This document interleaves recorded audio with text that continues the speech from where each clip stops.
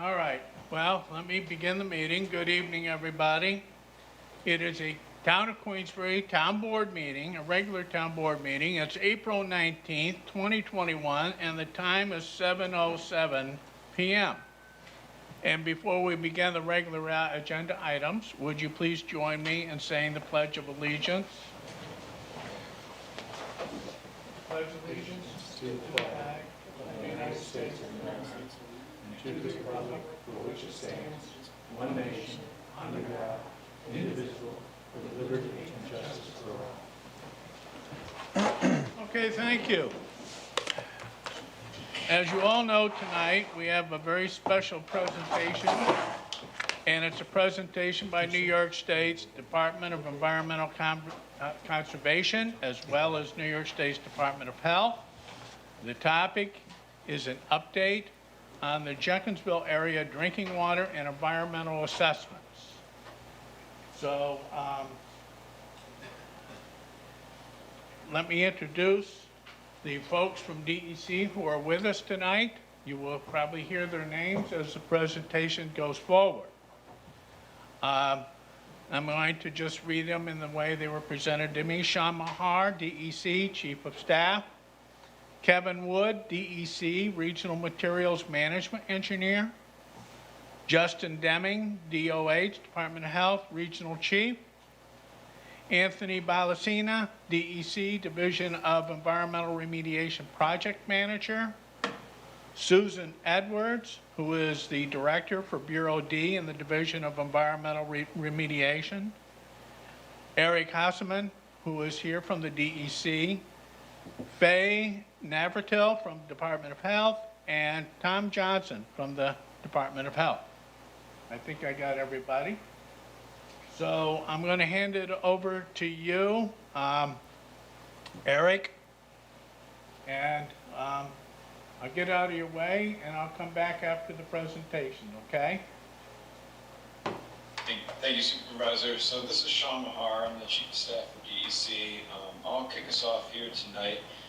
And I won't say too much because I know there is a lot of interest in what we're going to present on tonight. And happy to be joined by a number of our experts here at the Department of Environmental Conservation and the Department of Health who have been working on this initiative in your community.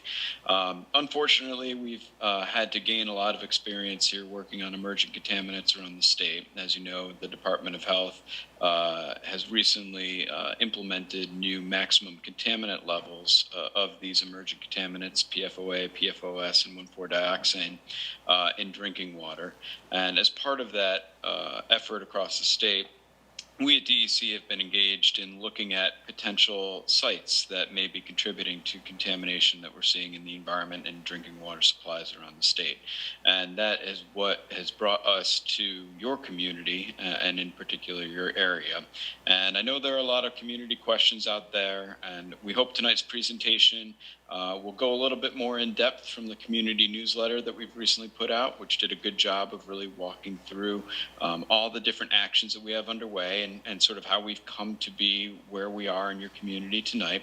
And again, we hope this presentation will answer a lot of your questions up front, but we really do want to get into a dialogue with you and make sure that you and other community members have a full understanding of what the Department of Environmental Conservation and the Department of Health are doing in your community, and just know the resources that are here for you to continue this conversation and continue to answer any questions. And I know anytime that people hear water contamination, automatically a lot of fear is triggered. And what we hope to show tonight is exactly how we're using the best available science and really the best scientific minds in the state to make sure that we have a good handle of what's going on in your community and you understand the stepwise scientific approach that we're taking. And again, the next steps in the process that we'll be working on with you in the coming weeks and months as our efforts progress. So without further ado, I would like to turn it over to Kevin Wood, who is our materials management engineer in our regional office. So Kevin, why don't you give us an overview of how we came to look at the landfills in this community? Okay, so next one, please, Eric. So I'm going to be providing an overview of our inactive landfill initiative. First, though, we're looking at a map. I think a lot of people have probably seen this picture or one similar to it. As everybody is aware, we have several landfills in this area. I know we've been talking a lot about Queensbury landfill. Really, that's just because that's the first one we started looking at, but we also have these other sites here.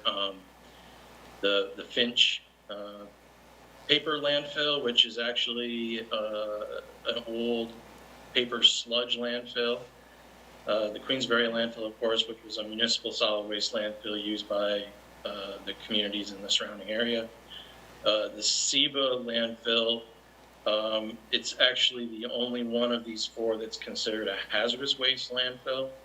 That landfill received industrial sludges from Seba's operation down on Warren Street in Queensbury when that was operating. That landfill is actually now owned by a company called BASF. And then the McLaughlin construction debris landfill, which I think is probably the newest one of this bunch, operated and it accepted construction debris and is currently actually owned by Warren County. Next one, please. You can skip this one too. So a lot of people may recall 5 or 6 years ago, down in Hoosick Falls, there was a pretty substantial PFOA contamination issue that got a lot of media attention, was very resource intensive for our agency and others to respond to. And sort of in response to that, the legislature passed this Clean Water Infrastructure Act 2017. The law essentially establishes a program that requires DEC to look at and assess all of our inactive solid waste sites for the possibility of those sites impacting drinking water supplies, particularly with respect to emerging contaminants. Pretty big undertaking. Basically, we're working on this project in conjunction with the Department of Health, and we also have a contractor, Parsons Engineering, that's helping us with it. And, the focus primarily, like I said, is on these new emerging contaminants, PFAS compounds, which the two common ones that people hear about are PFOA and PFOS, but there's a whole family of these. I think we're up to about 30 now, if I'm not mistaken, that are on the list. 1,4-dioxane is the other one. And under this program, we're also looking at additional parameters that they're indicators that we see when we're looking at landfill leachate or liquid that comes out of the landfill, iron, manganese, sodium. There's a handful of them. And we use those to kind of just indicate to us if we're dealing with a landfill leachate or maybe possibly some other source. Okay, next, please. So how do we go about doing this? So like I said, the legislature passed this act requiring us to look at all of these sites. We came up with an inventory statewide, almost 2,000 sites that we identified. Within DEC Region 5, where you are currently sitting, it's an 8-county area, and we have somewhere in the neighborhood of 250 of these sites within our region. We started out by inspecting all of them, and we developed a ranking system so that we could prioritize them from, the most important to the least important, because this is a multi-year program. We started a few years ago, and I don't know, 3 or 4 years into it, we at least have 3 or 4 more years at least. So once we inspected them, ranked them, prioritized them, now we're kind of going through and taking that list and, doing our investigations. And the reason that Queensbury landfill came up in 2020, its ranking came up on our list. It was its turn to be looked at, which is why we went out there. We performed groundwater sampling at that location. So with all these sites, we're looking at these compounds. A lot of these here that you see are compounds that we've looked at from landfills for a long, long time. Of course, the newcomers, the PFAS compounds and 1,4-dioxane, these are things that we didn't look at up until a couple of years ago when they kind of came to light as the so-called immersion contaminants. So once we, do our groundwater sampling at one of these sites, and if we find that we in fact have groundwater concentrations above the drinking water standards, or the MCLs that they're referred to, then we move on to the next stage. And this is the course that the Queensbury landfill situation took, because, we did find both PFAS and 1,4-dioxane in exceedance of the MCLs at the landfill. So led us to the next step, which basically is to develop this focus list of possible receptors. And of course, in this particular case, we have the neighborhood down there, which is close by and, down gradient from landfills. So this is the point in the process where we kind of bring in the Department of Health. We work with the DOH to develop this focus list. We're just trying to look at the surrounding area, who's on public water, who's on private water, are they residences, businesses? Once we develop that focus list, then we kind of hand it to DOH at that point to undertake the sampling of those drinking water supply wells. If at that time, if we find that there are drinking water supply wells in the area that have concentrations exceeding the MCLs, then the next step is to provide some kind of alternate drinking water supply. In this case, I know bottled water has been provided. In some of the other cases where we have PFAS contamination, there's a treatment system that we can use also to address that. And then, of course, last but certainly not least, going forward is, additional site investigations, trying to identify where the problems are coming from, and, figuring out what courses of action can be taken. Okay, next, please. So the focus list development, how do we develop these lists? So our first stab at it is to basically look at sites that are within a quarter mile of the subject site. It's typically going to be, residential drinking water wells or public water supply wells, like at restaurants or that sort of thing, hotels. And we're really primarily interested in the down gradient direction. In other words, in the direction where the groundwater is flowing. But that being said, if certain conditions warrant it, we can go out beyond a quarter mile or look at other adjacent areas to the site.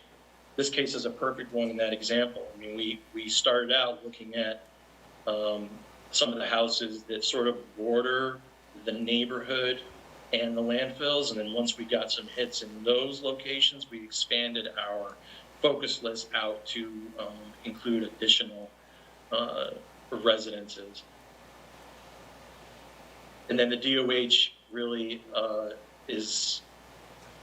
they're the ones that are reaching out to the property owners and making that contact to get that water tested. Okay, next please. That's our inactive landfill initiative in a nutshell. So as we mentioned a little while ago, we have several other landfills in this area. The town of Queensbury landfill, of course. We'll talk about that. Tony's going to talk about that in a little more detail in a few minutes, since we already have data from that site and we're a little further along with that one. But I just want you to be aware of some of the activities that we're undertaking at these other sites nearby. The Finch Landfill actually has an existing monitoring well network that we've been tracking for since it was closed 20 some odd years ago. So we contacted Finch and we reached out and we made arrangements to go out there and sample those wells for the emerging contaminants. That was done a few weeks ago. The McLaughlin construction debris landfill, that landfill, when it was operating and closed, actually didn't require monitoring wells under our landfill regulatory program that we have, but it has them now. We went out, we installed 5 wells a couple of weeks ago. That sampling is going to be conducted next week on those wells. So you may see them out there. If you're driving up the hill, you may see the crew out there sampling those wells, the new wells in McLaughlin. The Seba landfill, similar to Finch and Queensbury, has an existing monitoring well network that we've been tracking for 20 years or so since the landfill closed, or more than that, I guess, in this case. We've been in discussions with the owner about sampling that one, and we actually just found out today, incidentally, that sampling is going to occur also next week. So we'll be out there next week doing that one. Our laboratory turnaround time is about a month. So once we get the result, or once we do the field sampling, it'll be, about a month or so before we can get the results back and have something available. So, we're looking at these other sites. We're really trying to get an idea, overall what's happening in this area. I mean, there's a lot going on. There's a lot of landfills. We want to make sure we're looking at all the possible sources and, try to get a better handle on the groundwater flow direction in this area. I mean, we have a pretty good idea, but the more data points you have, the better, feel you get for what's really happening with the groundwater flow direction. And, also just to determine if we need to expand our focus list anymore to any additional areas or whatnot. So with that, I will turn it back to Sean and Eric. Can we ask questions in between Sure, presentations? We can, Kev, or Supervisor, we can pause for questions. We were going to try and get through this quickly because some of those questions may be answered, but we can pause for a few right now. Well, this is, my name is Councilman Tim McNulty. This is specific of what Kevin just talked about. When you use the term tracking, you said you've been tracking these wells over a period of time. What exactly does tracking mean? Okay, so when these landfills were closed, the 3 of them, not the McLaughlin landfills that didn't have wells, but the Queensbury, the Finch paper landfill, and the Seba landfill. At the time they were closed, they were required to install a monitoring well network. And as part of that, they are sampled on an annual basis. They started out initially being sampled on a quarterly basis, typically. Over time, a lot of them have been given authorization to maybe go to biannually, but they're sampled routinely for landfill leachate constituents that we have. We have a whole list of them. And so they have contractors come and sample those wells, and DC gets a report on those results, and we are tracking the groundwater quality data in this area based on those wells. And we've been doing that for, like I said, 20 years since these sites were closed. Thank you. Yep. Thank you, Councilman. All right, up next, we're going to go to Tony Balacina, who is with our Division of Environmental Remediation here at DEC. So we talked about materials management. Those are the crew that oversees the landfills. And now when it comes to environmental cleanups, environmental remediation is the division that handles that. So Tony, why don't you take us away? Great, thanks. Just a couple nods of affirmation. Can you hear me? Great, Yes, sir. thank you. So yeah, I'm Anthony Bolasina, or Tony Bolasina, as a lot of you guys can call me. That's just fine. I work with the Department of Environmental Conservation. I'll be the project manager overseeing investigations going forward specific to the Queensbury landfill. My goal here is threefold. It's to follow up on what Kevin has said, what Kevin has presented regarding the Queensbury landfill, outline what a site characterization entails, and explain what happens after a site characterization is completed. So continuing on from what Kevin presented, the Queensbury landfill was sampled in 2020 as part of the Inactive Landfill Initiative. Results from the on-site monitoring wells indicated some levels of contamination, namely 1,4-dioxane and perfluorooctanoic acid, which is more commonly known as PFOA. Levels were found in on-site groundwater above our current drinking water standards. So based on these findings, the site was then identified as a potential state Superfund site. So emphasis on potential, which means we commonly abbreviate it as a P site. So when sites are designated as P sites, that means they require a systematic investigation to determine if the site is the source of the contamination. This investigation is known as a site characterization, sometimes abbreviated an SC. And site characterizations are well defined on dec.ny.gov. I encourage you to go to that website, into the search bar, to type in site characterization. There'll be a little more detail than I'll go into it, but I will outline what the site characterization usually entails. And it's usually three main steps with continuous evaluation throughout the whole process.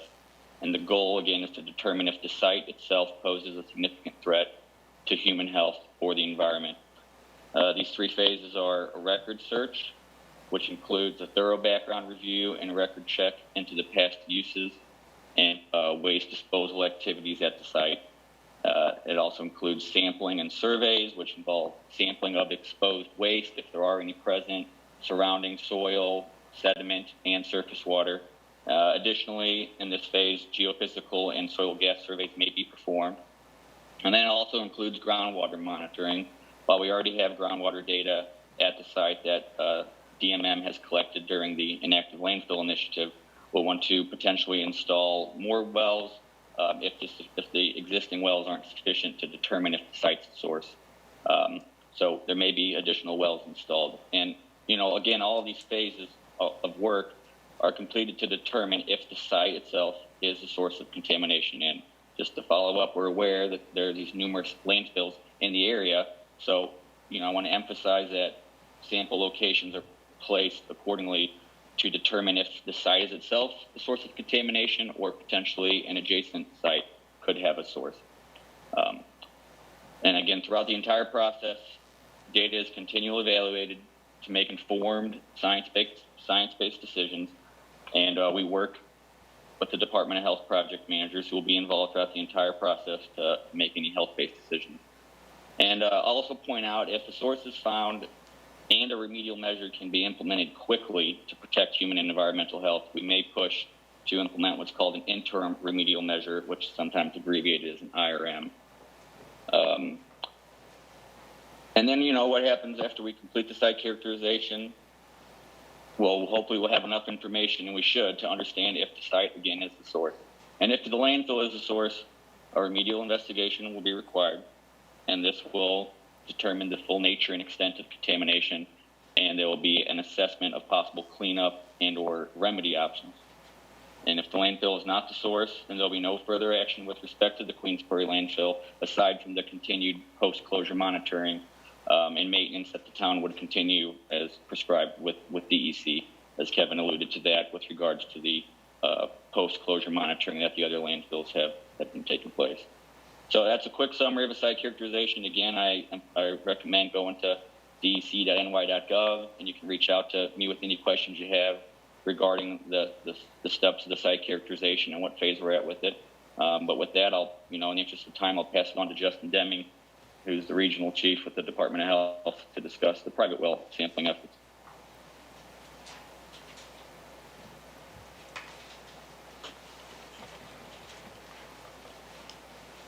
Thank you, Tony. Good evening, everyone. As Tony mentioned, my name is Justin Deming with the Bureau of Environmental Exposure Investigation in the New York State Department of Health. Many of you already know Faye Navertil and Wendy Keener, who have been conveying results to many of the folks within the community. So we spoke to them about your results. They work in this group closely with DEC on many sites across New York State in the environment. And tonight I'm going to give an overview of the private well sampling results that we have collected so far in the area. As Tony mentioned earlier, we're primarily concerned with some of the homes that are south of the landfill and to the west, because that's based on our of the area. The majority of the homes and properties we're looking at are along Lead Pond Road, Azure Drive, Rainbow Trail, and we also targeted some properties which are along Jenkinsville Road, Old Cronin Road, and Ridge Road. So overall, we've identified 88 wells for sampling, requested access from all of the owners, and have been able to complete sampling at 74 of those wells. There's still a handful of properties that we have not been able to get access to. So as mentioned earlier, 1,4-dioxane and PFAS were selected because they're elevated in the monitoring wells on site. If you recall, PFOA was detected at a level of about 240 parts per trillion, and 1,4-dioxane was detected at a level of 6 parts per billion. So these chemicals are referred to as emerging chemicals, and New York State has been extremely proactive in ensuring drinking water supplies are protected from them. Back in August of 2020, New York State adopted drinking water standards, otherwise known as maximum contaminant levels, or MCLs, for these compounds. These are set at 1 part per billion for 1,4-dioxane and 10 parts per trillion for either PFOA or PFOS. These are some of the lowest levels in the nation, and New York is the only state to have a drinking water standard that applies to 1,4-dioxane. So it's a very proactive approach. And these are standards that were developed for public drinking water supplies. Use them for guidance when evaluating public water supplies like we're talking, or private wells like we're talking about tonight. So private wells are generally not regulated when it comes to these type of chemicals. However, we use them to guide our decision making when we're evaluating the results. So to date, we have sampling results for, can you go back, Eric, please? Thank you. I just want to say it's been fantastic participation. Being able to get 74 of the 88 properties targeted has been great. The results continue to come in daily. We currently have results for 66 of these properties. And at this time, we've offered to provide bottled water, or DEC is providing bottled water to 16 of the 66, because those levels are at or slightly above the drinking water standard of 1 part per billion for 1,4-dioxane. We have not seen PFOA or PFOS in any of the private wells exceeding the drinking water standards. So there are also 6 wells where we recommended resampling, because those levels are higher than half of the MCL, or 0.5. And the majority of wells that have been sampled, which is 44, don't require any action at this time. So, that's not to say that as the environmental investigations continue and we learn a little bit more about the potential source of these chemicals, that won't change. But at this point, we're encouraged by the fact that, the majority of the wells don't need action, but there are a handful that we're continuing to provide bottled water. And to put this into perspective, I'd just like to say the MCLs, they're developed to be protected for everyone. They're even sensitive receptors such as children and pregnant women, and that's over the course of a lifetime. And they're not bright lines, which we expect health effects to occur above or below. Rather, they're set well below any levels that are known or suspected to cause health effects. So, when we know we have a source of these sort of chemicals in the environment that could potentially be affecting private wells, it's prudent to take action anytime we exceed an MCL. And in this case, it's a pretty straightforward action where we can provide bottled water to community members.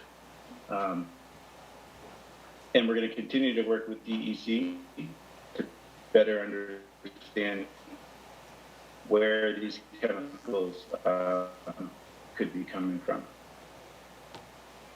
So overall, the highest levels detected, they don't pose a significant community when possible. So with that, I will turn it back over to Sean for some question and answer. Thank you, Justin. And it goes without saying, the slide here about community outreach is something that we do take very seriously and pride ourselves on, because we want a good, steady flow of accurate information headed out to the community.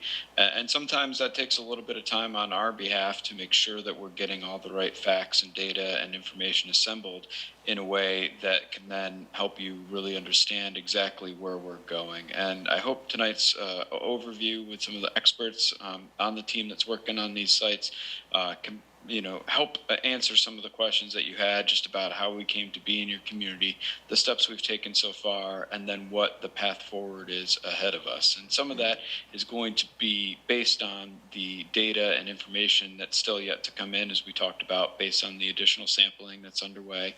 And our goal here is, as that data comes in and as our scientific understanding of the area progresses, and our understanding progresses, we'll be continuing to reach out to you.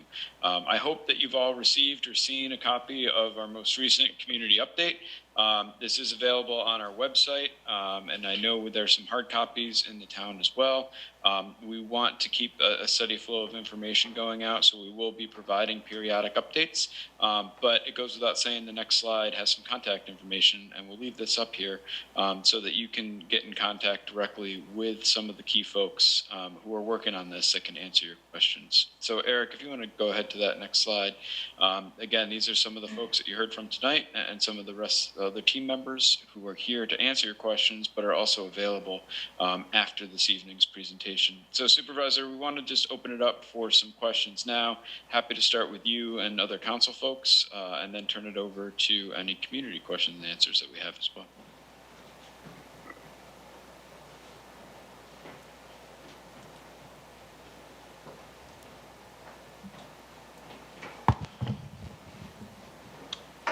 All right, I want to thank DEC and Department of Health for giving that presentation.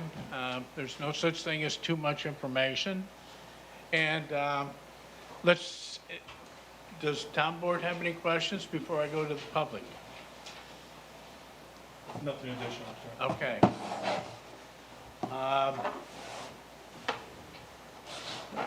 Supervisor, would you like me to give you control of the screen, or is this? Yeah, if you're all done with your presentation. I might just ask a question about the schedule of private well testing. Sure. Kevin, do you want to take that one? Or Anthony? Again, for the public. Sean, this is Justin. I can speak to that. So Okay. the private well testing is an ongoing effort. And, as I mentioned, we have participation of 74 of the 88 properties who have been targeted, which is a great outcome. And, if folks are interested, we will certainly talk to them about where they are with respect to the focus area. And if they are not currently in an area that we are sampling, we'll collect their information. And if the area expands based on more information, we'll certainly reach out. But it's basically an ongoing effort, and people should reach out to the project contacts that we're interested in. When did it start? The private well sampling began in August of 2020.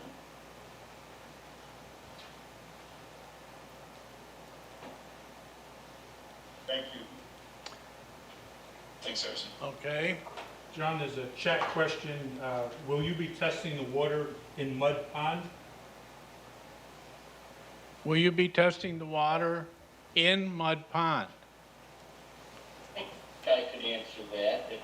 Depending on the scope of the site characterization, I alluded to sediment and surface water samples. We usually co-locate those, and we do investigate surface water leaving sites, and we try to get representative samples to determine if there's any impact from surface water to the environment or to human health. So the answer is yes, Anthony? I believe Mud Pond is proximate to the Queensbury landfill to the southwest, so I would say yes. Okay.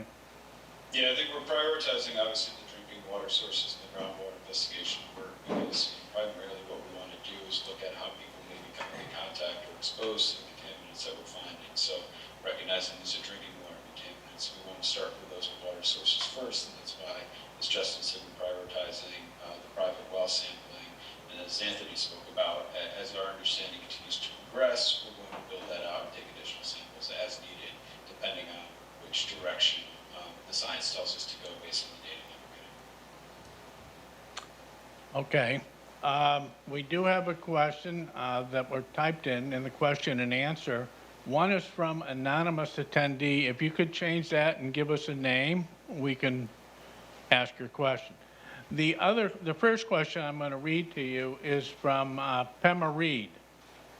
Sibagagi site is below the town of Queensbury site, so groundwater flow downhill into gravel quarry at corner of Jenkinsville Road and Mud Pond Road. Is it possible that low ground level in gravel site enables groundwater flow to houses? Barium and cyanide are not PFOA or dioxane, but still could be a danger. So I think there's two questions there. So if I discern what this individual is trying to say, Pema, is it possible that low ground level in gravel site enables groundwater flow to houses? In other words, I think the characteristic of the terrain, the gravel pit being lower, is that something that would direct the groundwater flow in certain directions?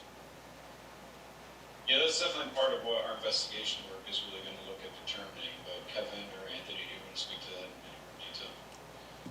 Yeah, I would just say that certainly the subsurface characteristics of how much till, how many boulders are down below the Queensbury landfill or the other landfills in the area, and where bedrock is located, and the depth of the private wells. I mean, that's all going to be evaluated.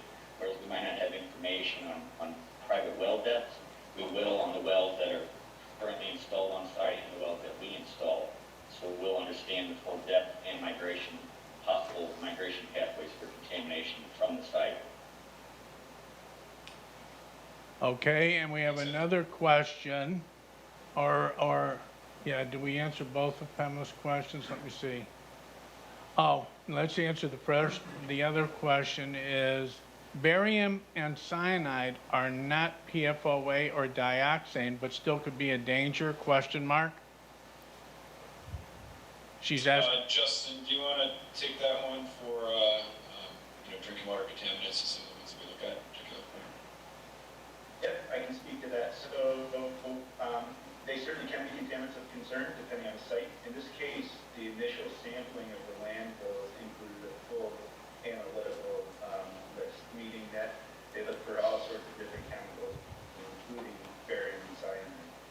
And any of the chemicals which were found to be elevated in the landfill would have been looked at in the private wells. And in this case, that was just focused down to the PFOA, PFOS, and perchlorinated chemicals, as well as dioxane. As we get additional information in from the other landfills, that may change, but we'll adapt the private well testing program as necessary going forward based on that information. Thank you, Justin. Okay, thank you. And again, I think I just want to point out that in the 20-year study in the monitoring of this area, it has only been 2020 since we started looking at PFOAs and dioxane. Is that correct? So, That is correct. As we've built this sampling protocol into our efforts to look at landfill leachate and also looking at Superfund and brownfield sites around the state. We, since the Clean Water Infrastructure Act was passed, which really authorized this, and our science has evolved to be able to test for these, we've built it into a lot of different sampling that we're doing around the state, including these landfills. okay, thank you. And we have, I see 3 questions from Bremser. I'm going to assume it's Jennifer. First question, what is the expected timeline for concluding the responsible parties? Yep, a great question, and that's part of what I think Anthony spoke about with some of the additional investigation work that we're looking at with the other landfill sites, including the new monitoring wells we've put in. That data is going to provide us with a better understanding of how the groundwater flow in this area is working, and provide us with a better understanding of what potential sites are contributing to that. Based on the data that we have now on the Queensbury landfill, it's why we took the step to list that as a potential Superfund site. But our investigation is not just ending there. We really need more of that science and data to broaden out our understanding of the area and look to see what potentially responsible parties there may be. So the timeline is, it's open? It's open as the data comes back and as our experts that are on the Zoom here tonight evaluate that data and again improve our understanding of the area, and throughout every step of that process we will keep the community informed. That is definitely one of our goals. Okay, that's another part of Mr. or Mrs. Bremser's question. Another question from Bremser, am I correct in understanding that CIBA leased their portion of the landfill from Queensbury landfill? How does that affect who was found to be responsible if the town owned CIBA landfill but leased it to them? I'm not sure what they're asking here. The town of Queensbury owns the property underneath the CIBA landfill, but we don't own the landfill. But do you have any further elaboration or knowledge of the CIBA landfill at this time? Anybody from DEC or DOH? Well, I think as Anthony outlined, through the Superfund process, ownership questions like that are something that's involved in the in-depth research that we do and trying to determine potentially responsible parties. So that's definitely a question that we'll be researching based on the records that are available, some of the digging that we do. But I don't know, Kevin or Anthony, if you have anything more to add on that preliminary at this time. Yeah, I don't have any information relative to the ownership or how it started, kind of thing, when they first started operating that site.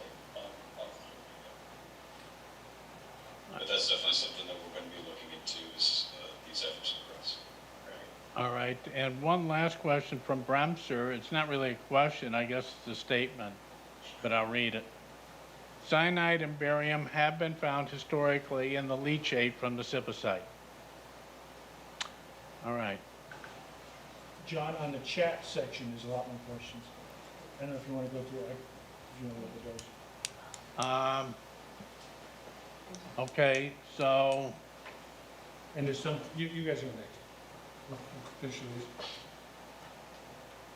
Yeah, and Supervisor, just scanning some of these comments, anyone that has information with regard to ownership of the sites or potentially past uses is information that we also like to have. So I think between Kevin and Anthony and some of the other staff that are on here, if folks have information that they want to share with either DEC or DOH, we're always happy to take that. That definitely helps improve our understanding of the area as well, and could go to help advance our investigation. So we encourage folks to reach out directly to our staff with information like this or with questions like this, because we do want this conversation to continue after tonight as well. all right, I see some questions. All right, Harrison already asked his question. Please describe the schedule of private well testing. We did the next one too. Yeah, we already did that, but it doesn't identify the name of anybody. Question, could contaminated water have reached Halfway Brook?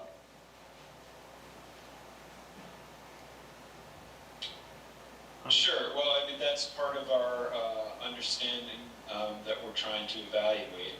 Again, I think as Kevin and Anthony both talked about, how we first look at the sites, get the information and data from the sites themselves to see what we can find out to determine groundwater flow, and from there we work our way out.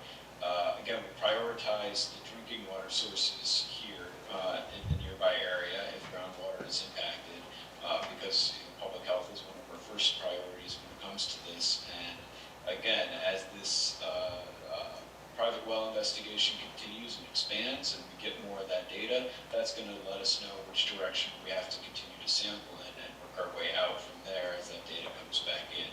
So the environmental sampling, both I think we talked about the quarry ponds and some of these other areas, are definitely on the horizon as this data comes back in. All right, thank you. And some of these questions don't have names associated with them. If you retype them and put your name in, I can read them.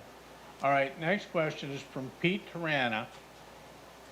Do all your monitoring tests include tests for lead and hexavalent chromium?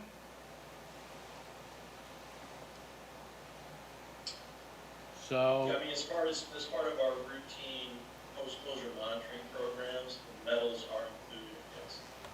okay.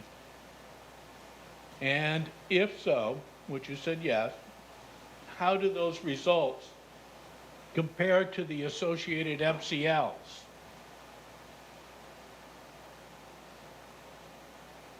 Historically, I don't think we've had any issues with those compounds from these landfills relative to the MCLs. Okay. Here's another one. There's no name. Heather E., could you give me your last name for the sake of the record? Here's your question. As a note, we have a lot of wildlife in the mud pond habitat area that could potentially be affected by contaminated water in mud pond. Snapping turtles, Canadian geese, coyotes, deer, etc. I think it's just a no. Okay. Darcy, I can speak to that, okay, go ahead. just to say that when we get a full site characterization completed, we usually have to bring in our fish and wildlife to evaluate that data. So again, our pathways for potential exposure are human health and environment, so we do consider that. And we have a question from Darcy Palmiciano. My water is just being tested tomorrow, which I was told 6 weeks for results. My home does have a CareSoft Elite Pro Ion Pro Flex Light system. Currently purchasing bottled water. Rainbow Trail, does this filtering system remove these toxins of concern? Again, it's a CareSoft Elite Clear Pro Ion Pro Flex Light system. That's the best I can do. That's what she has. Justin or Faye, would you like to take that one? Yeah, Supervisor, I can deal with that. So the results, we typically tell people about 6 weeks. The results have been coming around much more quickly, but we don't want to set a level of expectation of them.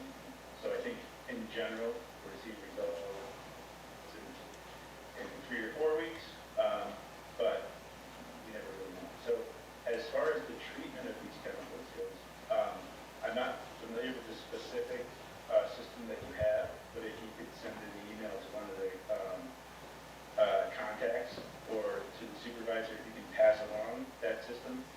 Basically, with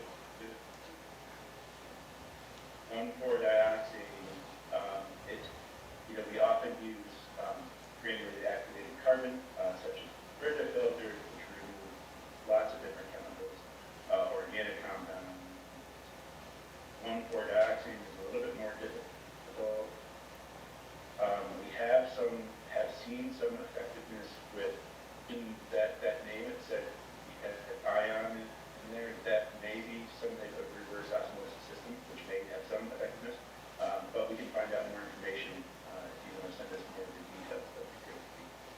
Yeah, Justin, you're breaking up a little bit.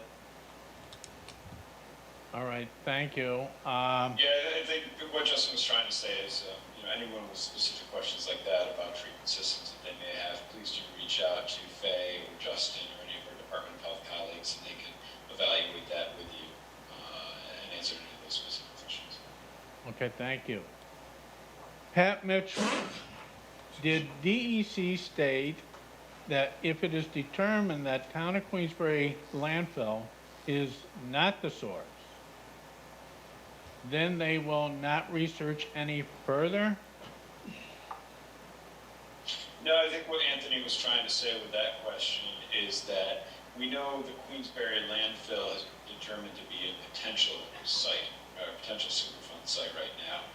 If that investigation yields additional evidence that that is not the site that's contributing to the contaminants that we're finding in the environment, for that specific site, we won't require any further action. However, what we're going to do and what we'll be getting with this other data is a better understanding of the sources or potential sources to the environment. So if it may not pan out that it's a Queensbury landfill, but one of these surrounding sites, then our attention will pivot to those based on the data and information that comes back through these ensuing investigations.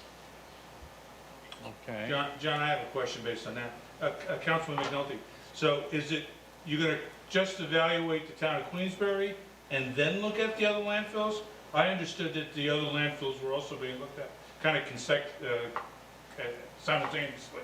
Is that what you guys said? No, there's simultaneous work that's underway. Thank you, at all Sean. these sites as we've outlined tonight. Now here's one without a name. Here's one from Jay Petriquin. There are 3 businesses reasonably close to the north of these landfills. 2 gas stations, a restaurant. Are their water supplies at risk or under investigation? This is from Jay Petriquin and News 10, ABC. So Kevin, Justin, or Anthony, maybe one of you can speak to that, but what we know about groundwater flow in this area, if we were to go back to that map and you see where the landfills are and then where the sampling is taking place along Jenkinsville Road and those other roads, that's where we know and believe groundwater flow to be in the area based on the information that we've received so far. So we've concentrated our research around that based on the data that's come back. Again, as our understanding of the area progresses and changes with the additional information that we're getting, then we'll look to change the areas in which we're sampling. But right now, based on groundwater flow and based on the information that we've got, that's why we're focusing on the areas that we're focusing on. So, Sean, what you're saying is from the landfills, it looks like the groundwater flow is southward in nature. Yes. Okay. Or Kevin or Anthony, I don't know if you want to clarify that in any way or expand on that. Yeah, that's correct. South-southeast direction is what we All right. Sean Rafferty. Right now, I'll just add that those 3 businesses are regulated water supplies. So under the regulations that were passed in August of 2020, they'll be required to test for these emerging contaminants that we're looking for as well. Okay, thank you. Sean Rafferty, why did it take so long to notify the affected residents that their drinking water was contaminated or could possibly be contaminated?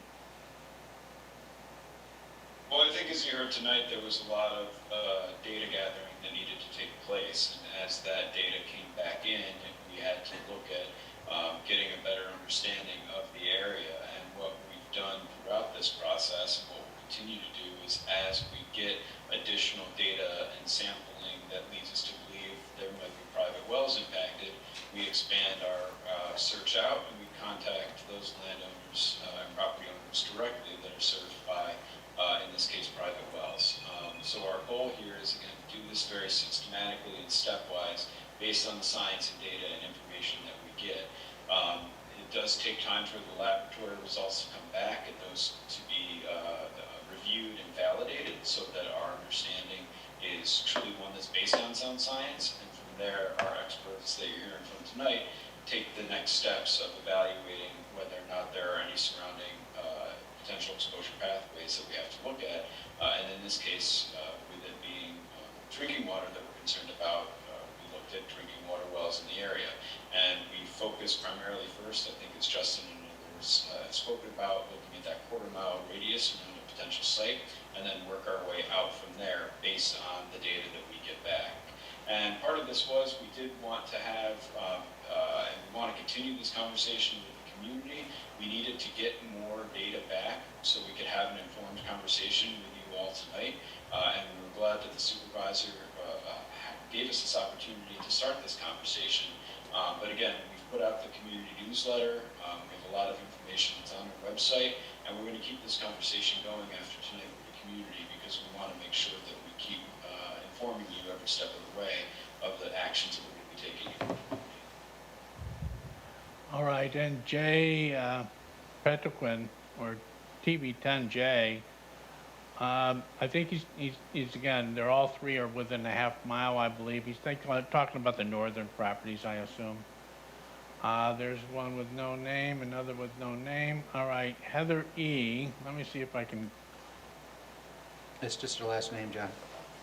Oh, For the Heather record. E. is Engwer, E-N-G-W-E-R. Okay, Karen? E-N-G-W-E-R. All right. Thank you. Thank you, Heather. Pete Tarana, how close is the nearest Queensbury public water supply, and has the town obtained estimates of the cost of supplying public water to Jenkinsville? I don't think that's a question to DEC or DOH, but I think it's a question to the town. You know, the closest public water supply on Ridge Road, assuming that's going to be the main route for moving northward, is Haviland Road and Ridge Road. So we did a 1999 study of bringing water northward from that part of the town, including adjacent communities along Ridge Road, and the cost was quite high. But we're having CT Meow update and renew that study, and when they have that study prepared, we will share that with the public. Can the DEC and DOH help the town find financing for such an urgent need? Well, Susan and I had this talk, but anybody want to venture an answer on that? Is there any potential for financing for mitigation? Yeah, I think Supervisor, I think you did a good job of answering the question, but all potential mitigation options are going to be on the table and something that we're going to continue to pursue with the town and with others as our initiatives progress here. And part of the immediate mitigation measures is obviously bottled water, but then longer term options are something that we're going to evaluate, and then obviously looking at what the potential financing opportunities are, depending on who the responsible parties are and how we pursue this moving forward. So again, a lot of these answers are going to come in the future as our understanding of this site improves. But we are going to use every tool in the state toolbox here to provide assistance to this community and make sure clean water is provided. All right. Sean Rafferty asks, how safe is it to shower, wash dishes, brush your teeth with water that contains high levels of 1,4-dioxane? Sure, Justin or Faye, would you like to take that one? Sure, I can speak to that. So at this point, the primary exposure pathway that we're concerned with is ingestion through drinking water. Direct contact that you would receive through showering, washing dishes is a minimal exposure pathway. And as I mentioned before, these levels are right around the drinking water standard, and that's a level that is meant to be protected for everyone for a lifetime. So again, it's important to take actions where we can, but the the showering and washing dishes is a very minimal exposure pathway. So, Justin, I think from reading a report from DEC, there's no known health hazards from doing those kind of activities with the kind of levels we're talking about here, which are not necessarily high. They're kind of,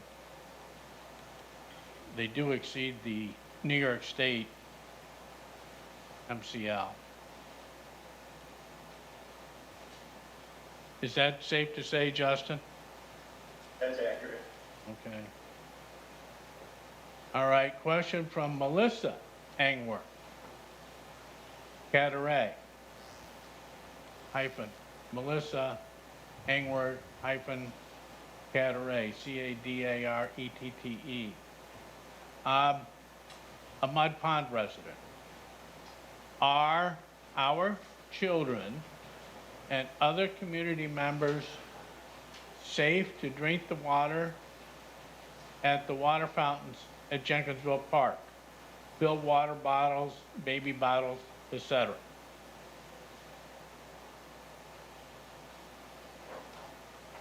So the water fountains and I think there's 4 wells at the park. Those results are still pending. Based on what we've seen in the community, these levels, even in the homes, are like I mentioned, the majority of the levels that we've seen, 44 of the property samples, do not exceed the MCLs. Where they do exceed, they're slightly above. That said, we're still awaiting the results for the park. Those will communicate them to the town and the community.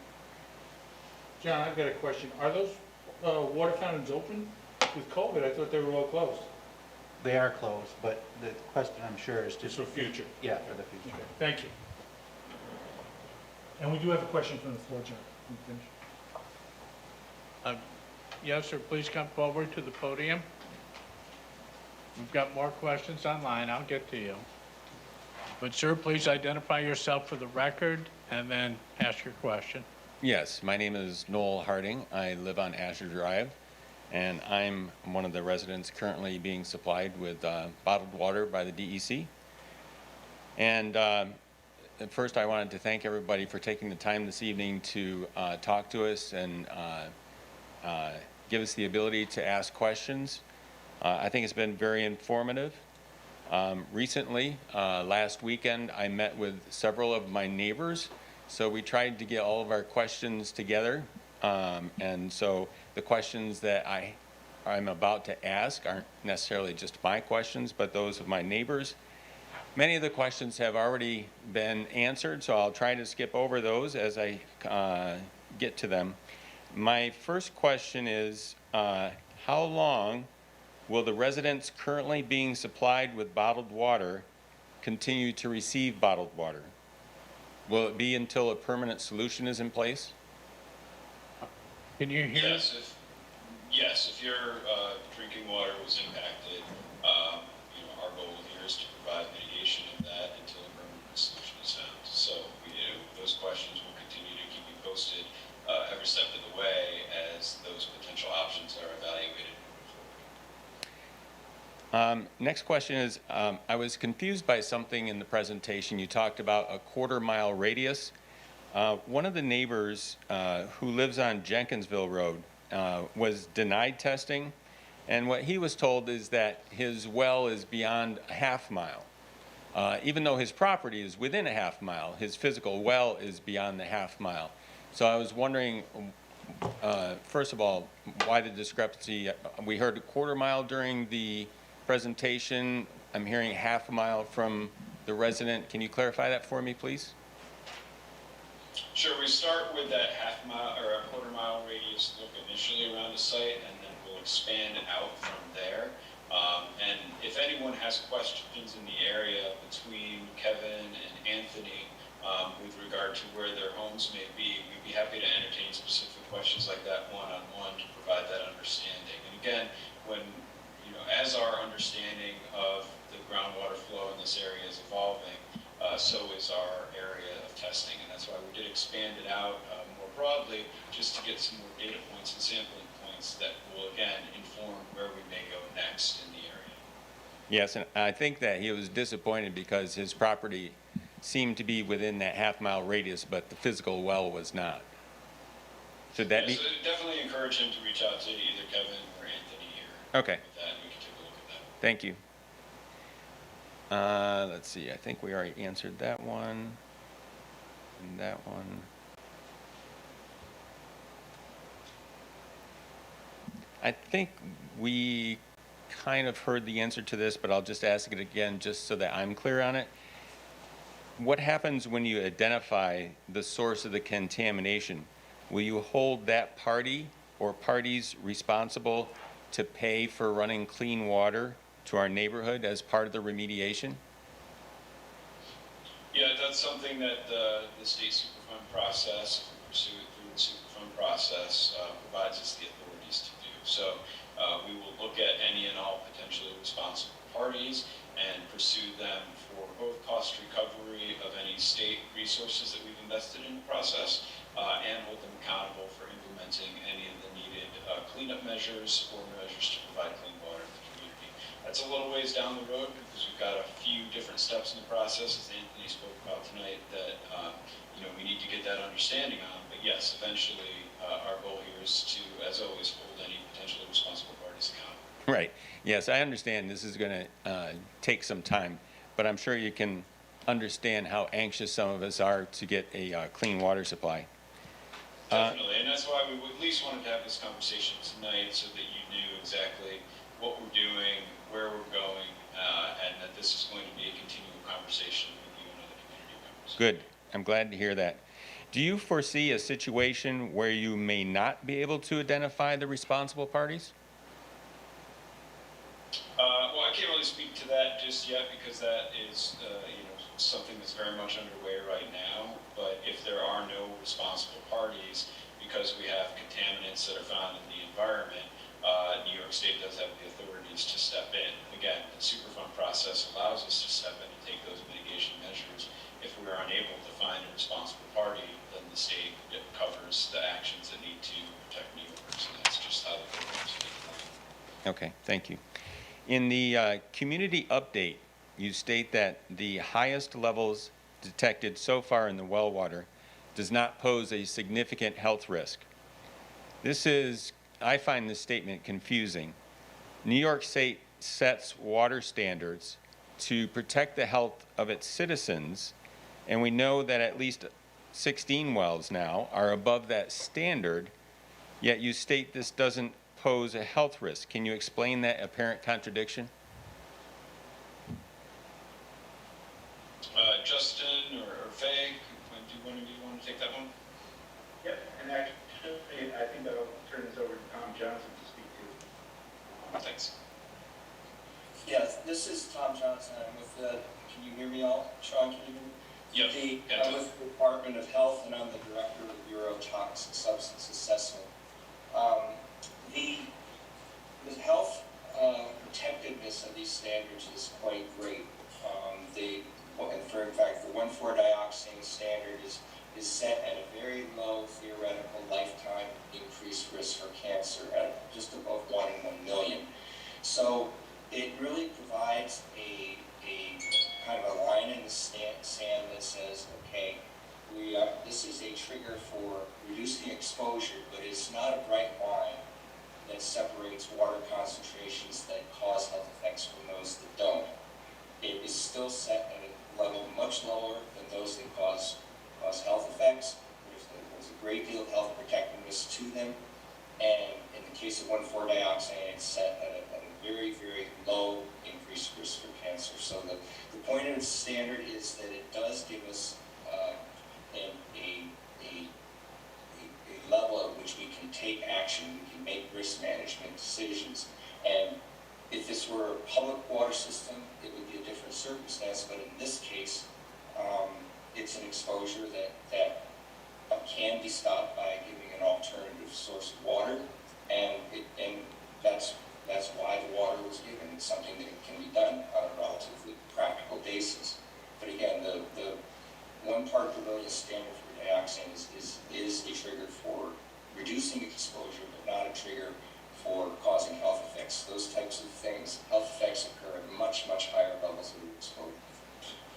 So could you clarify that for me, please? You say that much, much higher levels. So what types of levels are you talking about that would be of concern for a health risk? Well, the way this is done for a chemical like 1,4-dioxane is that the concern comes from the fact that it causes cancer in laboratory animals when they're exposed to high levels over their lifetimes. Less is known about health effects of these types of chemicals in humans and environmental exposure levels that might occur in drinking water.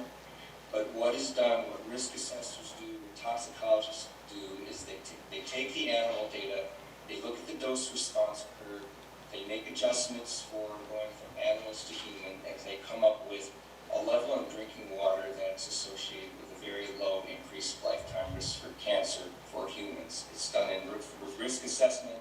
It's based on the toxicity information and dose response modeling. So that's how these risk levels in water are derived. We don't know really the levels in drinking water that cause health effects in humans. We don't have that information. We don't know how high you would have to go.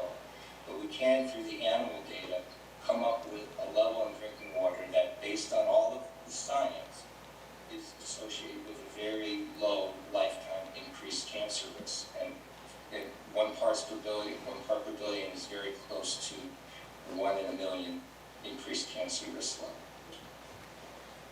Thank you. Since you state that there are no human studies and that all this evidence is based on animal studies, should the Department of Health consider studying the prevalence of cancers, liver and kidney diseases in residents immediately surrounding the landfills and compare that data to the general public to assess any potential impact this contamination may have had or is having on residents past or present?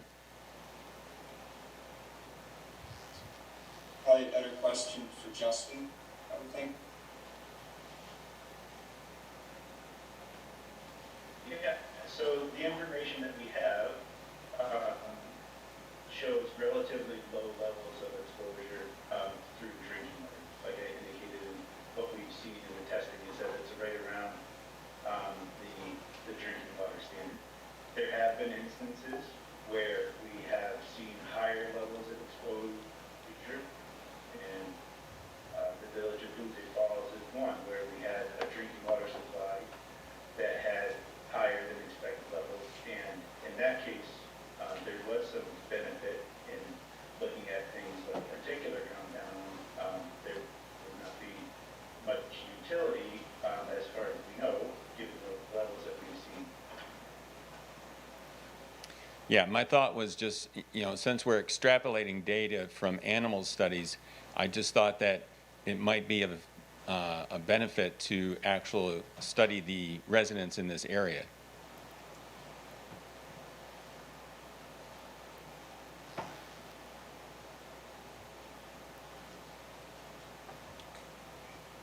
Well, if there's a question there, I think Noel are you asking if there have been or?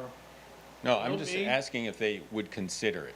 All right, so Noel's saying, would this study lead to a study, and I'm going to try and paraphrase, so. Sure. Lead to a study of the people that live, let's say, within a half mile of these 4 landfills, and see if there's been any health issues for that particular group. Well, I think that with a population this size, which is, if you're talking about a certain distance away from the landfills, usually the number of people is just really too small to have what they call statistical power. It would be very hard to distinguish cancers in the general population for this population to cancers that would occur in the general population. I mean, it would everybody's lives are so complicated. They are exposed to other types of chemicals. They have contributors to various types of health conditions, and they occur in the general population. It would be very hard in a population this size to do a study that would show a significant difference or statistically significant difference of those types of health effects, because the population is just so small. It's very hard to detect those types of differences in such a small population. It's something that we could consider, but generally with small numbers of people, those studies are unlikely to produce meaningful results because of the size of the population. Okay, thank you. We've heard that. Actually, I'd like to add to that quickly. We want to encourage folks in the community, if they have specific health concerns, to reach out to our experts. Reach out to Faye or to Tom, and we can get specific answers. Okay, thank you. We've heard that people whose wells that have tested negative are being told that there is not going to be any follow-up testing. My understanding is that results can change dramatically in a few months, and what may be negative now could be positive in a few months. Is there a reason why there is not going to be any retesting of these wells?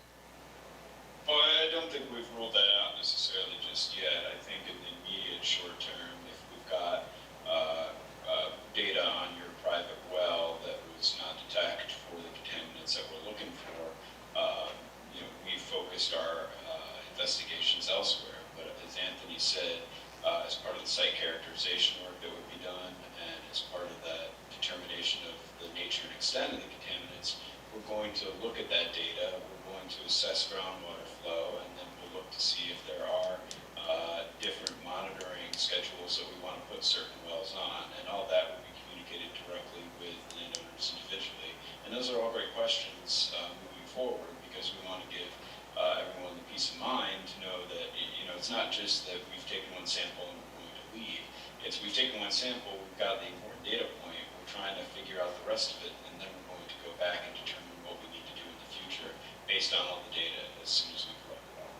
I think that's good to hear, because when my neighbors heard about my experience with my particular well, they were concerned about how great the fluctuation was. When my well was first tested, my 1,4-dioxane level was 2.4, and then subsequent testing 4 months later, it was 7.7. So you can see with that substantial a shift, somebody could conceivably, who's testing negative now, be well into positive territory a few months from now. So I'm glad to hear that you still have an open mind about retesting these wells. Definitely, and it's all based on science, and it's how we proceed. And again, our understanding of these two is we have to look individually at each well. In some cases, we may be used less or more, so that changes the levels that you may see based on the use and flow of the groundwater by those wells. But all that is going to be uncovered by our experts that you're hearing from. And again, great questions, and we want to make sure that folks like you get that information as our understanding changes. There's a new development planned for Jenkinsville Road. It's currently on hold, but should they decide to proceed, what impact will 19 new houses have on our current water situation?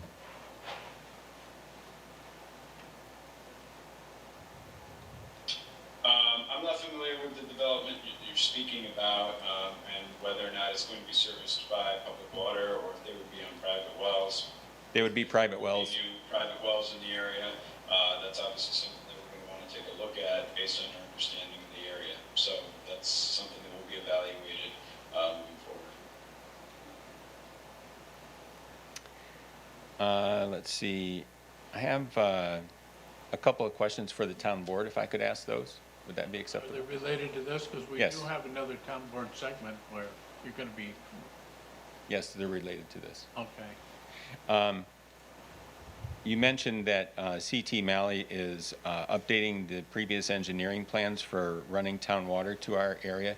Do you know when they project that will be completed?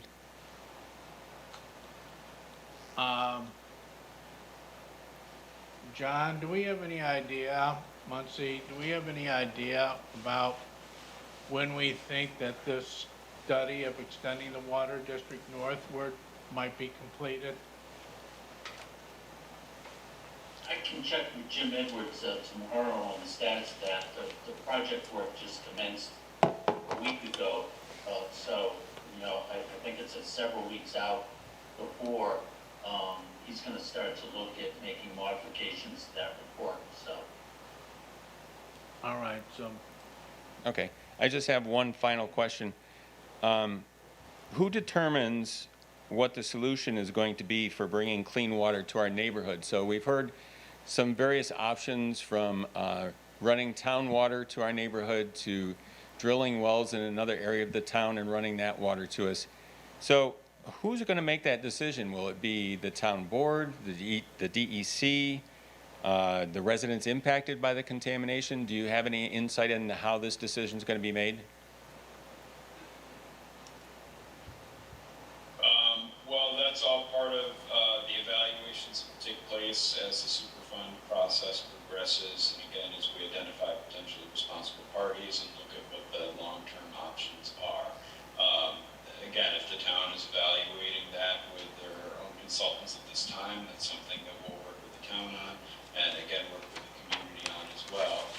But anything that's conducted as part of the Superfund process, all decisions in that process are open for public comment, and we will make sure that we're engaging the community every step of that way as different evaluations are conducted for any cleanup actions. And those cleanup actions aren't just for removing the contaminants from the ground, but it's also for providing clean water should it be done under the Superfund program. Okay, great.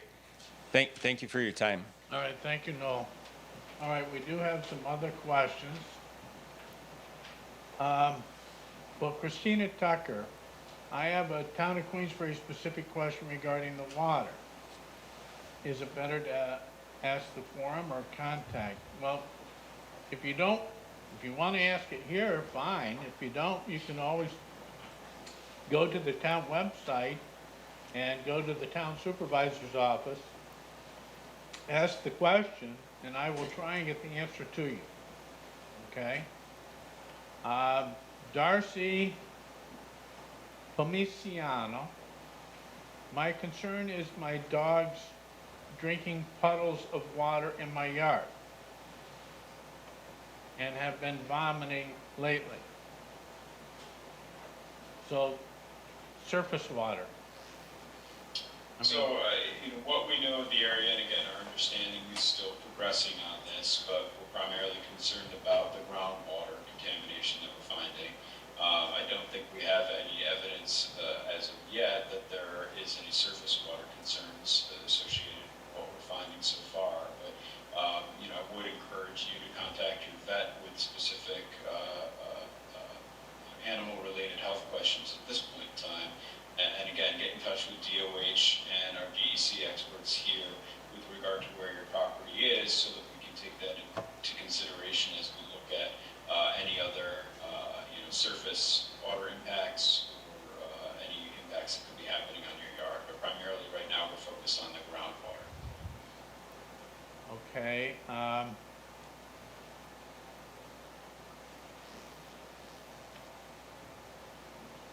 me see. All panelists.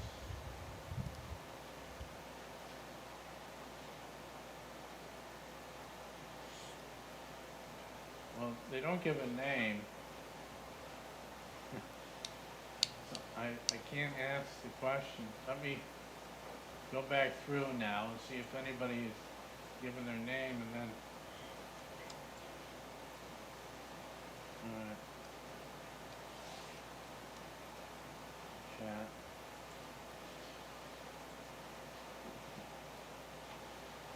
Oh, chat. Let me start from the top. One new message. Wait a minute.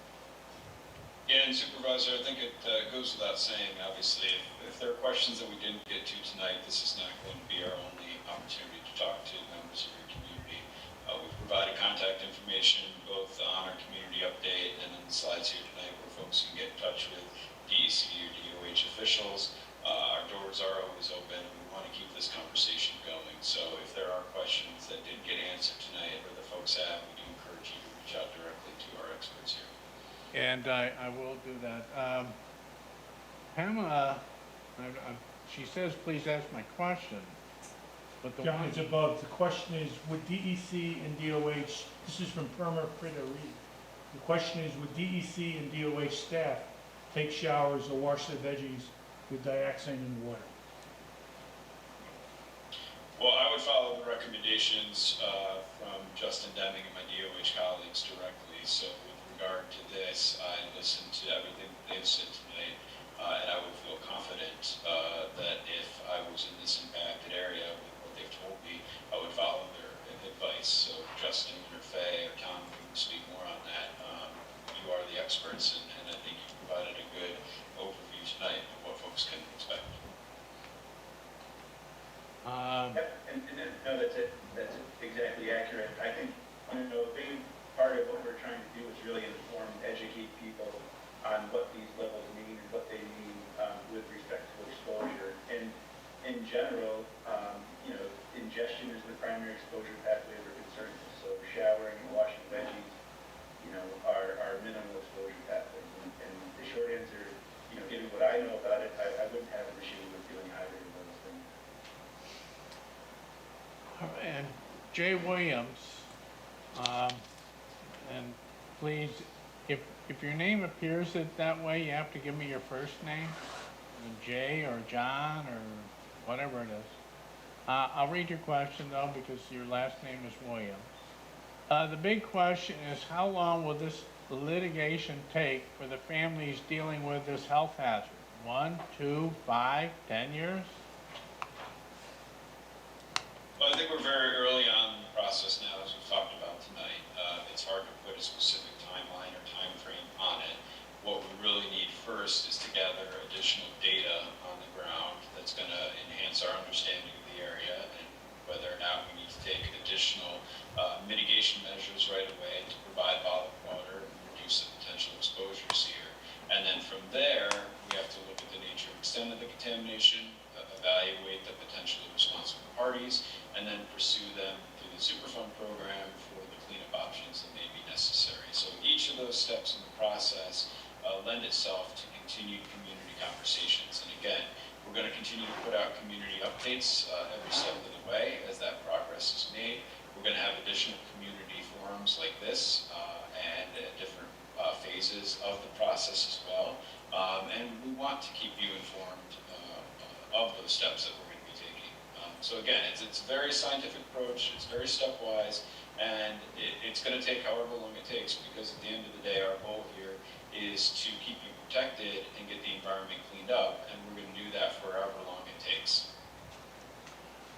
Okay, and I think I have one more question, and Tim, did I miss any? I There's got one from Harrison Ford, Councilman Ford, Freer, excuse me, regarding how many other sites in the state, New York State, have been determined to have issues with this meeting the standard, the new standard. Sure. Well, unfortunately, like your community, we're uncovering new issues like this throughout the state on a regular basis as more community supplies test for the MCLs, or as our investigation work at Superfund site and brownfield sites and landfill sites continue around the state. There's a lot of information on our website about these investigations that are underway, and you can get a good handle and sense of where in other parts of the state that we're engaged similarly in your community.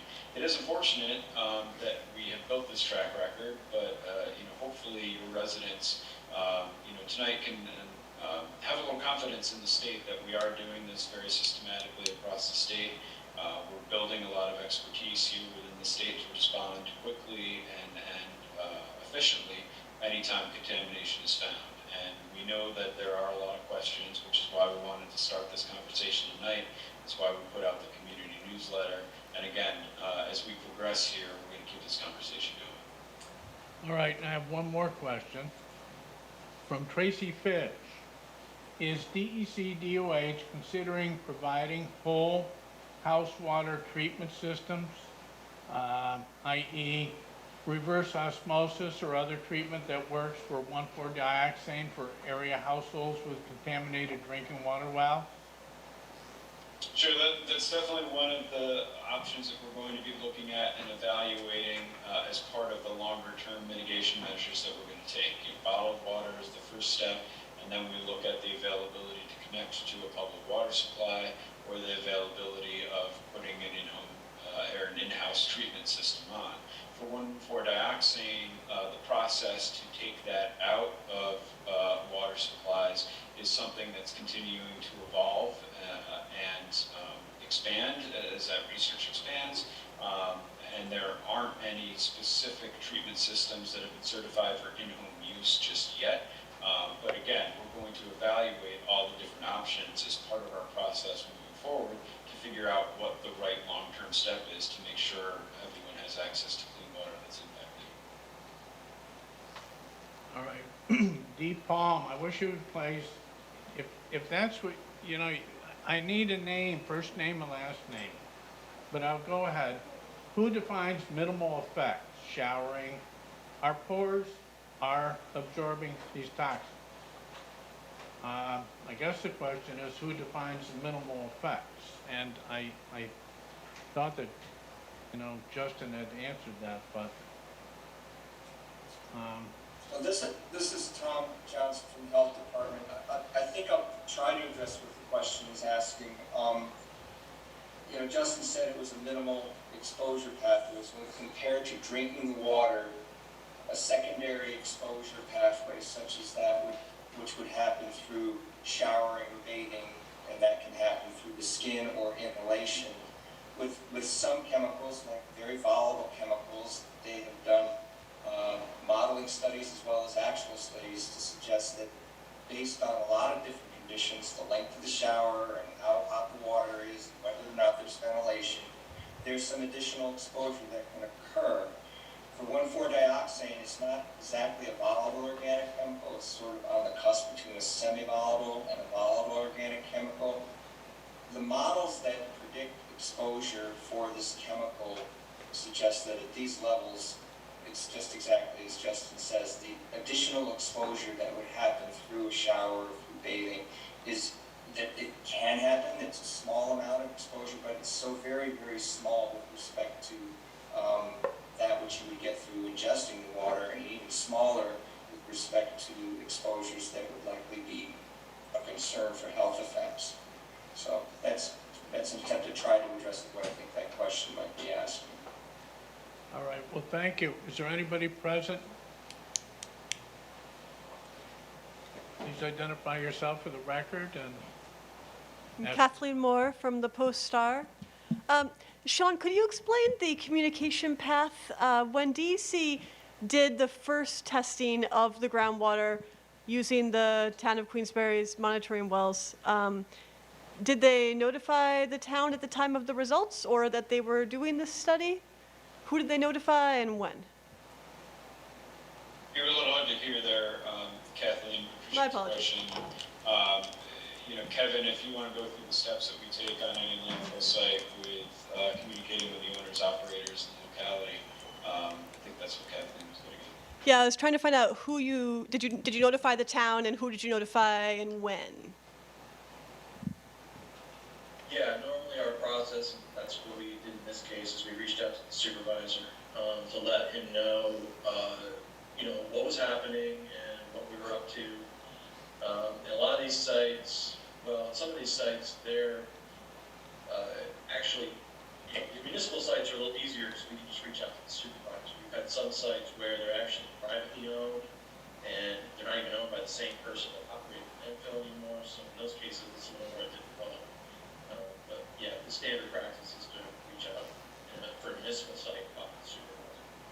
And did you let him know what the results were when you got them? From the initial sampling? Yeah.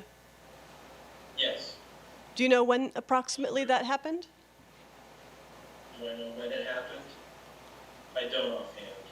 I mean, like, were we talking like spring of last year? Or are we talking January of last year? August? Kathleen, what I can do after this is work together with the team, put together a timeline of that so you can see the steps that we've taken. Fabulous. Communicate with Maureen ran on that. We'll make sure we get you those answers. Thank you very much. Any other questions from anybody present? Any questions from anybody watching YouTube? You want to call in? I think the number's there, right, Joe? Oh, area code 518-761-8225.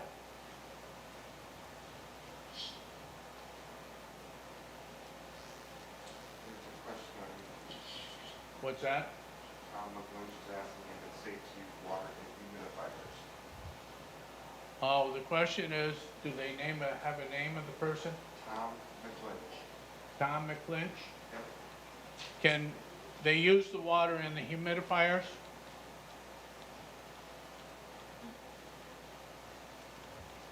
Justin, one of our DOH colleagues, do you want to take that? With regard to aerosolization of these, There would be no issue with using water in the humidifier. No issues.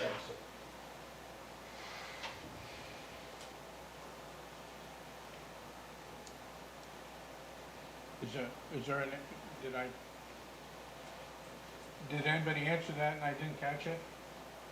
They said there would be no issues. No issues, all right. Oh, thank you, Tim. All right, and let me just say for the public record that anything that was shared with me, I shared with the town board, and anytime there was a problem, that was shared with the public immediately. I want to thank the DEC and Department of Health. Do we have any other questions, Pete? Joe, I mean? All right, I see no more here. I think we've got them all, town board? Yeah, I really appreciate the presentation. And, Yeah. to Sean, very well prepared, and your staff came through to show that they're truly interested in supporting the community, and especially the residents that are having to deal with this issue personally. So for me personally, I want to thank you and your staff for the work that you did to prepare this. A lot more work to be done, but thanks for what you've done so far. Thank you. No, for sure. We're glad that we could join you tonight. Obviously, we wanted to have this conversation sooner rather than later. We did need to get a few more data points collected and, focus on our work on the ground. But, moving forward, we definitely want to continue this conversation. Happy to come back to a future town board meeting.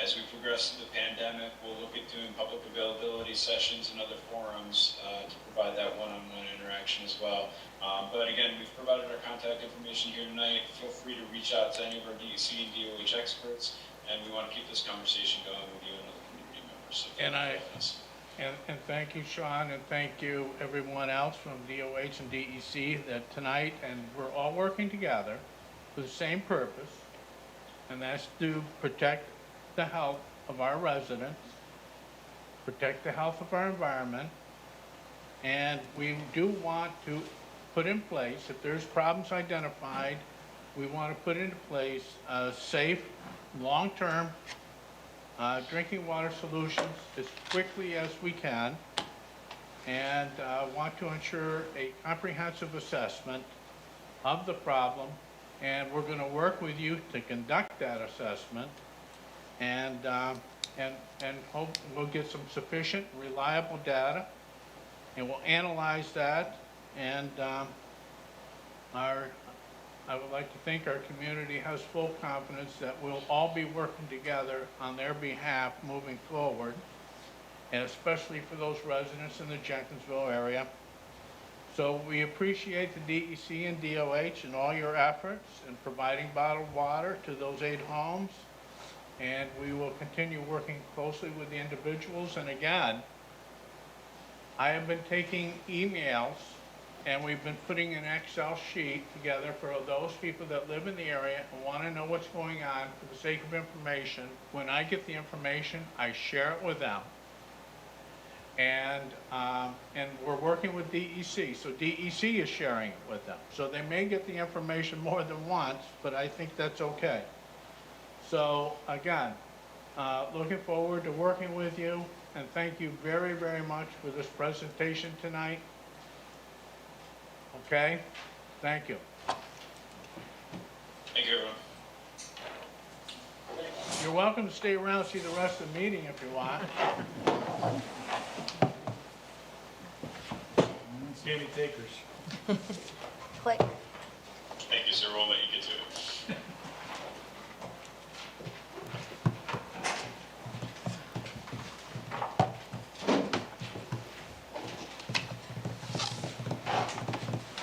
That'll wake you up. Wow, I guess it will, right? No.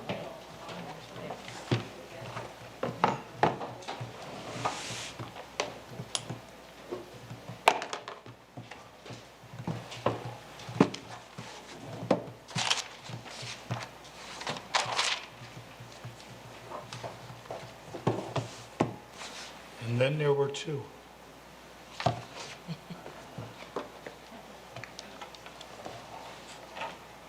Always have trouble with this.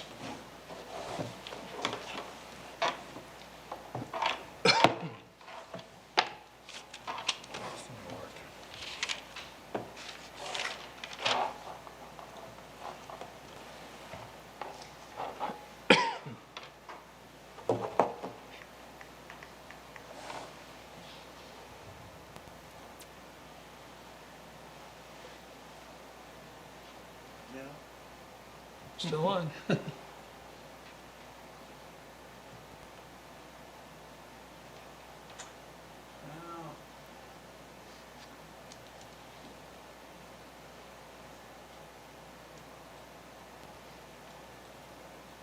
All right, I think I got it.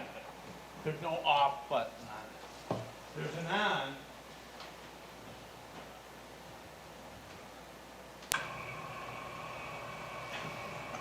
I still didn't do it, did I?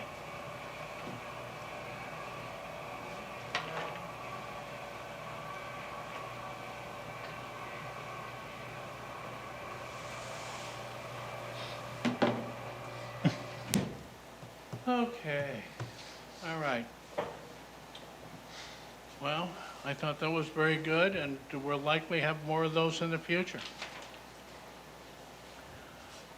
Okay.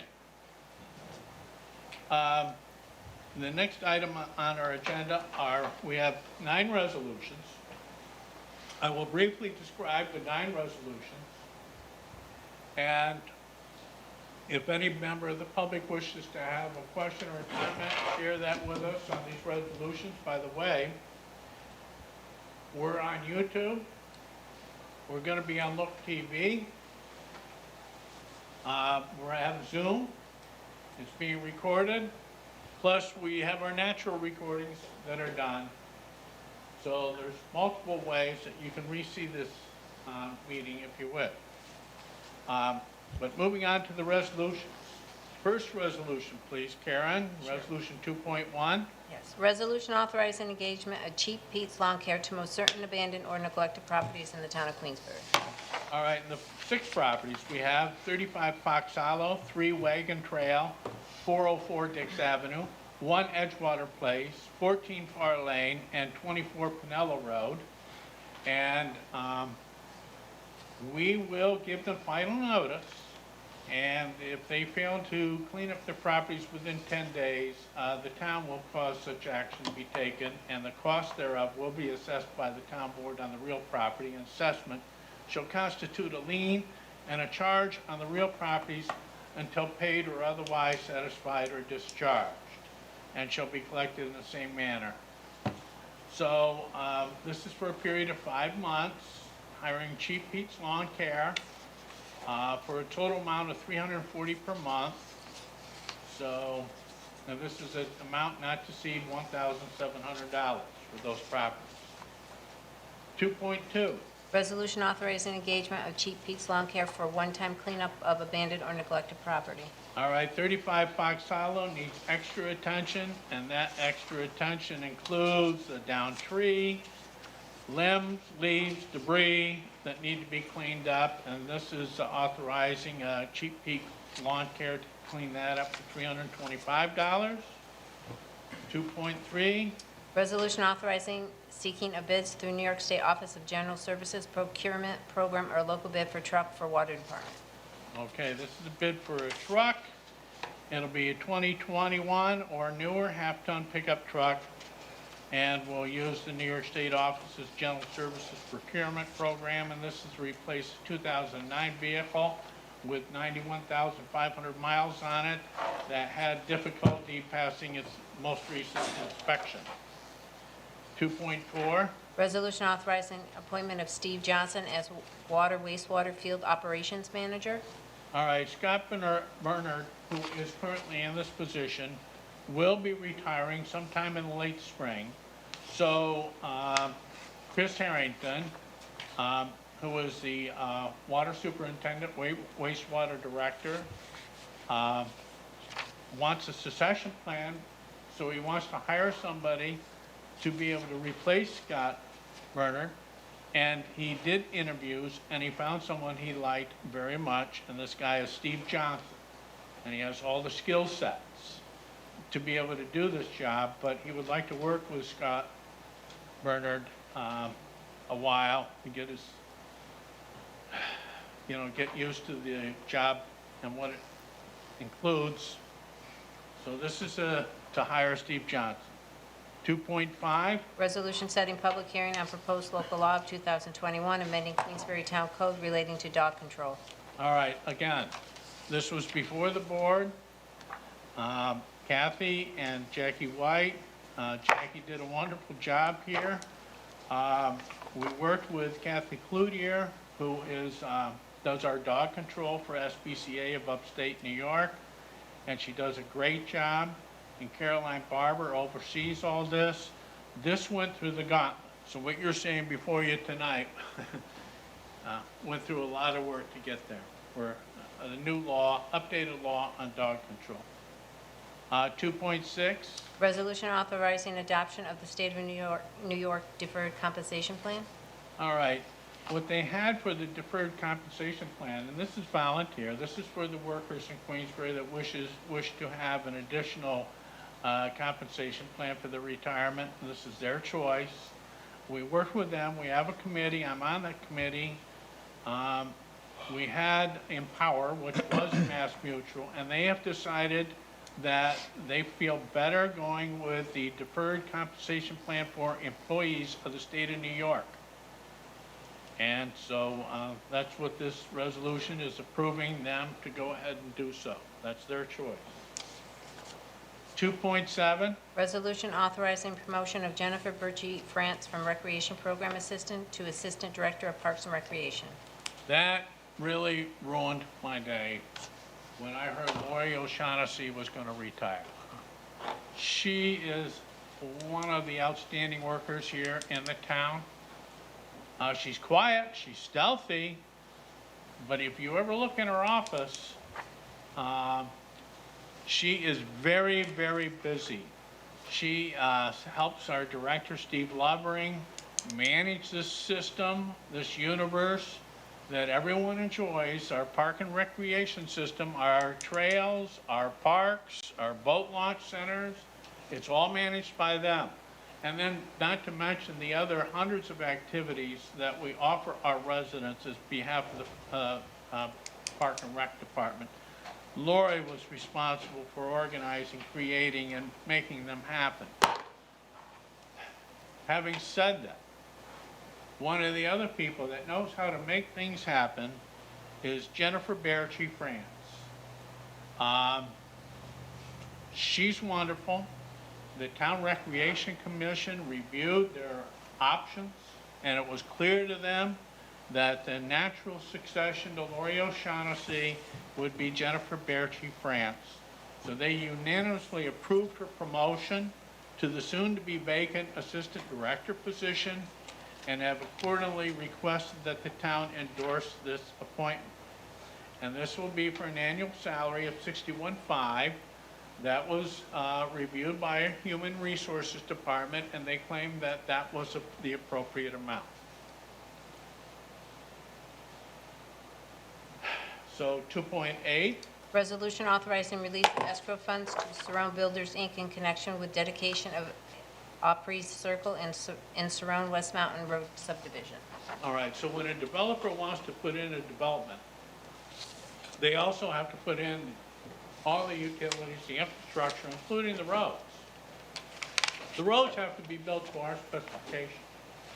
But the final coating on the road, the final pavement, isn't done until the bulk of the construction work is done, so they don't ruin the finished surface. So that the finished surface is relatively free of construction activities.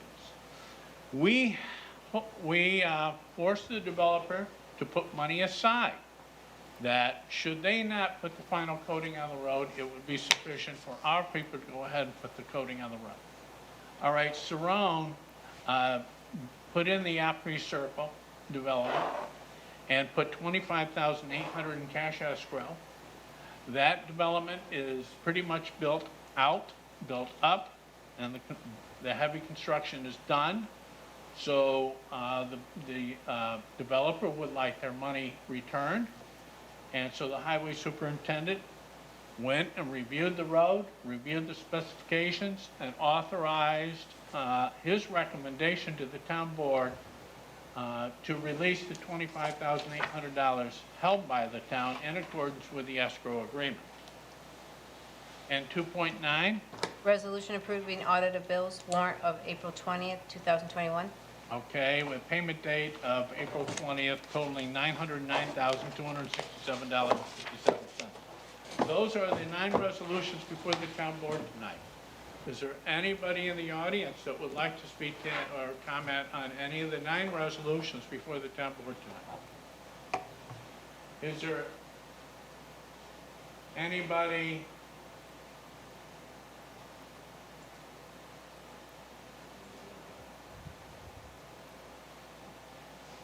Anybody raise your blue hand if you have any questions?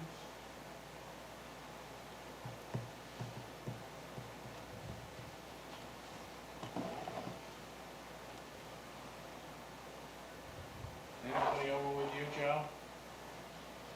Anybody want to call in a question on any of the 9 resolutions? Is 761-8225, area code 518-761-8225.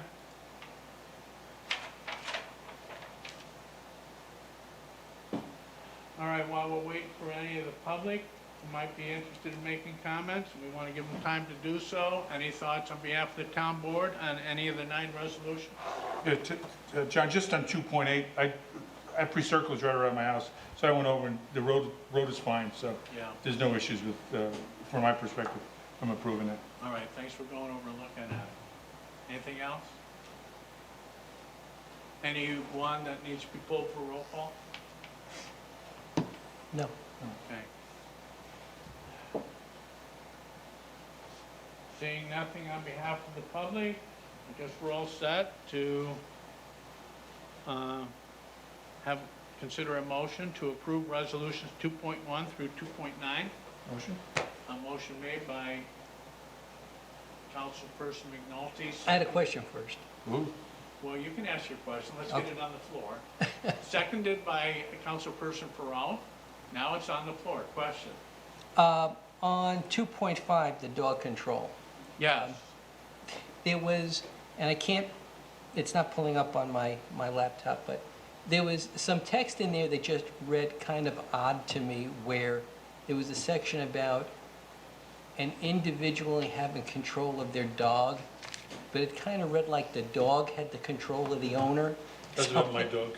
It was, it's wordsmithing, but, you know, I'll bring it up with legal counsel to see if it's something that's just wording. Yeah, well, again, it's a good point, George, that the town law says that your dog is to be in your control, the owner's control, at all times. Correct. So, I don't think Councilman Ferrone is suggesting any substantive problem. I think he's suggesting there might be some awkward wording. And so all you're proposing tonight is to schedule the public hearing. I would encourage him to bring the awkward wording to our attention, and we'll take a look. oh yeah, well, thank you for bringing that up. Let me clarify that you're right, is to schedule a public hearing, and the public hearing will be on May 3rd. And I didn't bring that point out, so thank you, Town Council Shackner, and thank you, You're very George. welcome. Yep. Actually, there was another point while legal counsel kind of jogged my memory. There was another piece in that resolution and this change in the law that talked about loud and barking dogs. And we've spoken in the past about a noise ordinance, and some of those have come from residents who complained about barking dogs. And this says that barking dog under this rule will be dealt with. Yeah, that's a good point. Thanks Yeah. for bringing that up. Oh, okay. Yeah, just so that people need to know. And another inspiration to this, and we will have a public hearing on May 3rd, is the prosecution of these cases. The wording helps us to take the dog owners and be able to try and have a little bit of courtroom maneuvering to try and force them to be in control of your dog at all times. Right. Okay. Any other questions? Those are Other than that, I mean, it was well written. Yeah. I think it's a good thing, it's a positive thing. Yeah. All right, so we do have a motion and a second. Roll call vote on those 9 resolutions, please, Karen. Sure, Councilperson Medavere? Yes. Fur? Is he still on? Is Harrison still on? Harrison? I don't see him there. Harrison was having trouble with his line. Oh, okay. Councilperson Ferone? Yes. McNulty? Yes. Stroud? Yeah.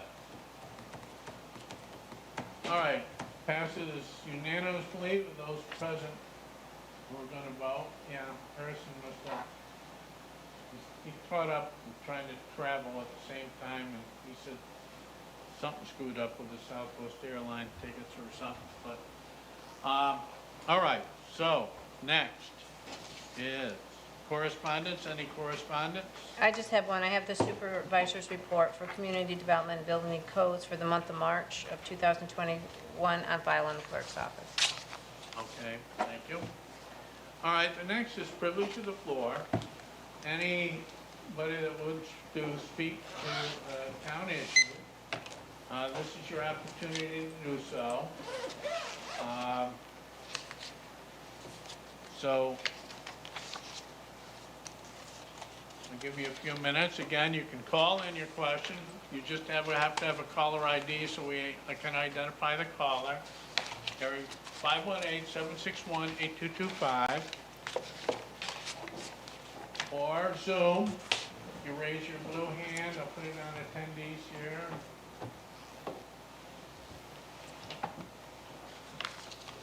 Or question and answer you can type in.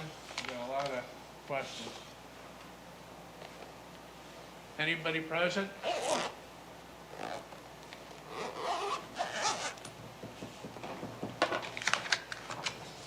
Okay. Recording paused. What is that? Well, I probably put 3 hours and we exceeded that. Let me see. Well, I've been 2. Well, in any event, we're not going to get the whole meeting on Zoom, but we do have it on YouTube. We will have it on Look TV, and it is recorded. And I'll put down what we do have on Zoom. So I guess that's it for the evening, except for town board discussions. Anything, Tony? Just some things on Jenkinsville, and one of the things about Jenkinsville is that we refer to it as Jenkinsville. It is the Jenkinsville area, but I did receive a phone call last night from one of my constituents that's very upset that we keep referring to it as Jenkinsville because he lives on Jenkinsville Road, and he is not part of what's going on. His water apparently is fine, but he's upset that we keep referring it to Jenkinsville. I don't know if at this point can't take it back, but I did tell him that I would say something, that As homes come up for sale in the Jenkinsville area, the best thing, of course, is to, if you're interested in buying a home, purchasing a home, to reach out to the town board, to us, to the DEC, DOH, get your questions answered. I do know one property that is went on the market in this real estate market. I think you could pretty much sell anything, and it's my understanding that, you know, the house is under contract. It went under very quickly. This gentleman wants to put his house on the market. He's very worried that the house isn't going to be worth much. I don't believe that. I think that, you know, and I hate to bring it up, but reassessments went out, and people in the Jenkinsville area are very upset. How could you do this to us now with everything going on? And I spoke to Terry Ross, as did you, and she explained we can't, you know, single anyone out. It has to be uniform across the board. And I did go through the assessments. I mean, not that I'm an assessor, but I'm a realtor, and I think that the assessments over there are very fair. And after seeing how this one house responded to the market, I don't think there's much to worry about there as far as the value of your home goes. I also wanted to make a comment that, as I told you 2 weeks ago, I went around and delivered, you know, letters to people. And it was a Monday that I went out just before this meeting. And it was a tough time for me, but I have to be honest, that was the end of it. After that, every other time I went out, people were very kind, very cordial, asked great questions. As you know, John, it did take me almost 2 weeks to get all the letters out, because I would go out for an hour or two and you know, get to meet with 5 people. You know, the folks over there, after that, you know, the first few times that I went out were great. They were very, very kind, except for one very strange exchange with somebody. I'll never understand what that was all about, but beyond that, everybody over there was wonderful, great people. And, you know, I think at this point they get it, that we're really doing everything we can to fix this problem for them. And it's very unfortunate. But I don't think anybody can point fingers and say that we're not doing everything, you know, humanly possible to get, you know, this problem taken care of as quickly as possible.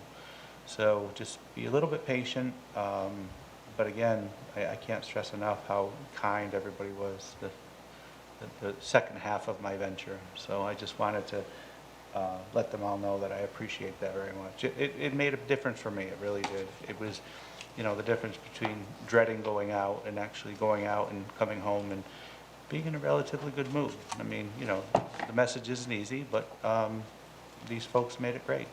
So I wanted to thank them for that. As a matter of fact, most of them knew about their situation before we knew. Yep. And it's unfortunate because a few questions seem to be pointed at us tonight.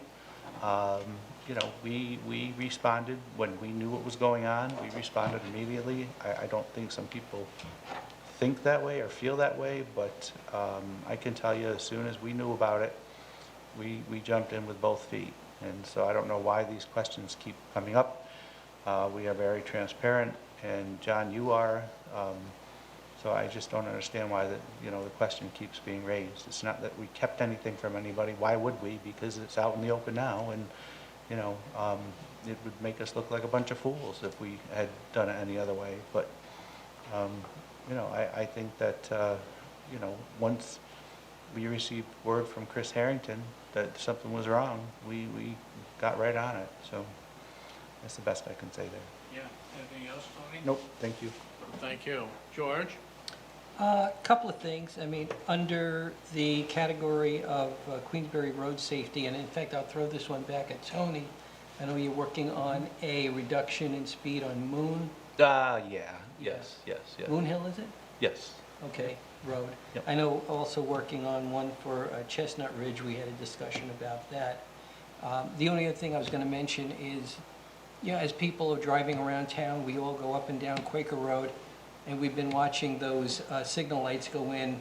There's a set at the corner of, or an intersection of Glenwood Glenwood and and Quaker. and Bay and I Quaker. understand that one is going to be up and running within the next, I think, 4 or 5 weeks, I think is what Dave Dool said, Highway Superintendent. I know they're working on the one at Bay. I've seen them working there.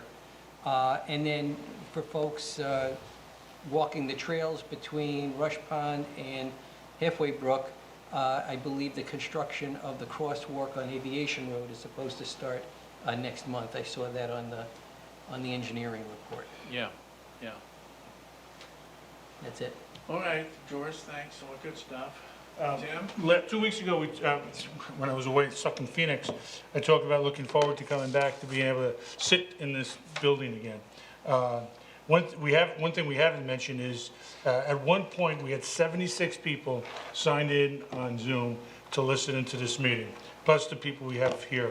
I think that's goes yeoman's terms in terms of you're wanting to get the word out to the community, and that we're getting out, that we're here to talk. Give us a call, and you can participate. I look forward when we can have more people actually in the room that we can talk to and get their feelings. I'm getting lots of calls at home now, so in terms of folks in Fourth Ward, so they know I'm here now. I owe them some answers, and I'm working on their questions. But it's good to be back, and look forward to supporting the town and the town board as we go forward with the town's issues. Okay, that's all we ask for is fairness and accuracy and reporting what really happened without trying to sensationalize it. We're on top of it. We're going to try and remediate it. We're trying to assess it. We're going to work with the Department of Health and DEC. And they don't know the source of the cause of the problem. That's the fact. So we're going to study, we're going to try and find out the sources, we're going to remediate those, we're going to try and mitigate the water, we're going to try and get there. All right, I just have a few small things, because I know we want to get home. Yes, short one. Small, right? Again, I got to announce the residential lawn and yard pickup. Because, and again, this is for grass clippings and trees, and your leaves and grass clippings have to be in bags that are biodegradable. You can buy them at any hardware store, at any of the big boxes. If you put it in plastic, they won't be picked up. It's got to be put in a biodegradable bag. And the bags can't be over 50 pounds. And that's pretty tough to get at 50 pounds, filling it up with this stuff. But and you can't put in trash, rocks, sand, stones. Don't put that in with it. It's got to be biodegradable. Limbs, no longer than 8 foot and no wider than 4 inches in diameter. Put them by the side of the street, not in the street, on the side of the street. All right, so Ward 3 begins this week. Today. Ward 4 will be May 3rd, our next town board meeting 2 weeks from now. Ward 2, May 10th, a week after that. Ward 1, May 17th. And if they have time, they will go back through. Doesn't mean, they want to get the bulk of it now, but they will go back through and pick it up if they have the time and the work for it. All right, so I wanted to announce that. Also, Warren County Household Hazardous Waste Collection. There's going to be 2 days that you can bring oil-based paints, corrosive cleaners, fluorescent bulbs, things like this. And one is this Saturday, right here, over in the Highway Department area, from 9 to 2. The other one is July 24th, up in Warrensburg, on Main Street, and it's open to all Warren County residents, okay, either one. So if you can't make this Saturday's, then you can shoot for July 24th. They're not looking to latex paint, okay, and they're not looking for munitions. They won't latex paint. You can open the can, let it dry, and then just bring it to the transfer station. Latex paint is not used. So batteries, we already have a recycling center at our transfer station for batteries and things like that, in case you didn't know. All right, they would prefer, it's on the town website, which takes you to the county website. They would prefer that you did a waste day registration form a little ahead of time so they knew basically what was coming. Okay. You want more? No. That's it, folks. All right. So anything else for the good of the order? No. All right. Thank you, Deputy Town Clerk Karen O'Brien. Thank you, Town Council Mark Shackner. Thank you, Town Board. Thank you, public. And everybody else that attended. I'd like to thank Joe at Pet Productions here, and Joe Barlow and Look TV and Jesse Jackson. And I'm sure this will be a show that's watched by a lot of people, and that's good. All right. So a motion to adjourn? So moved. All right, made by Councilperson Brown, seconded by Councilperson McNulty. All those in favor signify by saying aye. Aye. Aye, we're adjourned.